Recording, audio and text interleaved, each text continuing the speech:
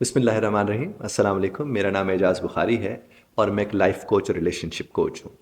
جناب والا، اکثر یہ بات سننے کو ملتی ہے کہ بچے ہماری نہیں سنتے۔ اس گھڑی آپ یہ کہتے ہیں بچے ہمارے نہیں سنتے، تو والدین اگر والدہ یہ سوچتی ہیں کہ بچے ہمارے نہیں سنتے اور والد صاحب یہ سے کہتے ہیں کہ بچے ہمارے نہیں سنتے، تو انہیں ایک دوسرے سے پہلے یہ سوال پوچھنا چاہیے، ہم ایک دوسرے کی سنتے ہیں؟ اگر تمہیں جواب مل جائے جی ہاں، تو پھر وہ اگلا سوال اپنے آپ سے کرے، ہم ایک دوسرے کی کیسے سنتے ہیں؟ تو جب دوسرے سوال کا جواب وہ ڈھونڈنے جائیں گے تو انہیں سمجھ آ جائے گی کہ بچے ان کی کیوں نہیں سنتے ہیں۔ دیکھیں صاحب، بڑی سیدھی سی بات ہے، جس کو سننا آتا ہے نا، صرف وہی سنا سکتا ہے، نہیں تو سنا تو آپ سکتے ہیں، اور وہ ہم سب کہیں نہ کہیں کسی نہ کسی اعتبار سے سنا رہے ہیں۔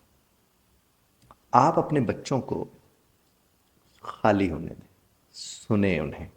وہ جب آپ کے بچے، اگر آپ کو اگر یہ لکی ہیں کہ آپ اپنے بچوں کو اسکول سے واپس لے کر آتے ہیں خود، تو وہ جتنا چاچا بول رہے ہوتے ہیں وہ بڑا ہی حسن ہوتا ہے اس میں، اور ایکسائٹمنٹ کے ساتھ سنیں انہیں۔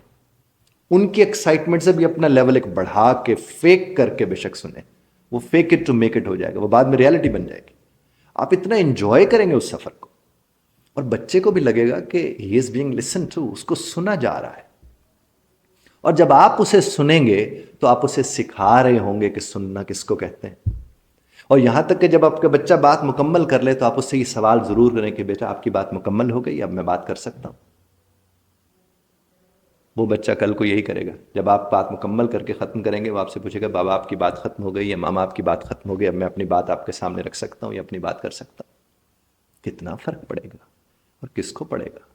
آپ ہی کی فیملی کو، آپ ہی کے گھر کو، آپ ہی کے خاندان کو۔ کسی کے لیے مت کیجیے، اپنے لیے تو کیجیے صاحب ضرور۔ اور یہاں تک کہ کمیونیکیشن کے اوپر جب ہم جو کورسز کرواتے ہیں کپلز کو، تو ہم انہیں کہتے ہیں کمیونیکیشن سٹائلز کو آپ دیکھیے کہ آپ دونوں آپس میں کیسے بات کر رہے ہیں۔ یہ ماڈلنگ ہے ان لوگوں کے لیے جو آپ کے ساتھ رہ رہے ہیں۔ اگر انہوں نے آپ کو ایک دوسرے کے ساتھ آرگیو کرتے ہوئے دیکھا کہ کتنا شاندار طریقہ ہے دلائل دینے کا، کہ یہ بات اپنی کرتے ہیں، اس کی دلیل پیش کرتے ہیں، اگلا اس کو تسلی سے سنتا ہے، اس کے اگینسٹ ایک دلیل پیش کرتا ہے، کیا ہی خوبصورت ہو جائے۔ وہ پھر آپ کے ساتھ ایسے بات کریں گے، وہ پہلے ریزن ڈھونڈیں گے، پہلے کوئی دلیل ڈھونڈیں گے، پھر آپ کے پاس آئیں گے بات کرنے کے۔ شور نہیں ہوگا، ہنگامہ نہیں ہوگا۔ تو تبھی ممکن ہے کہ آپ ماڈلنگ کیسی کر رہے ہیں۔ اور یہ بچپن سے سکھائیں، سکھا بھی سکتے ہیں آپ، لیکن اب آپ کو ذرا زیادہ ایفرٹ ڈالنی پڑے گی، تھوڑی کانشیس ایفرٹ زیادہ ڈالنی پڑے گی۔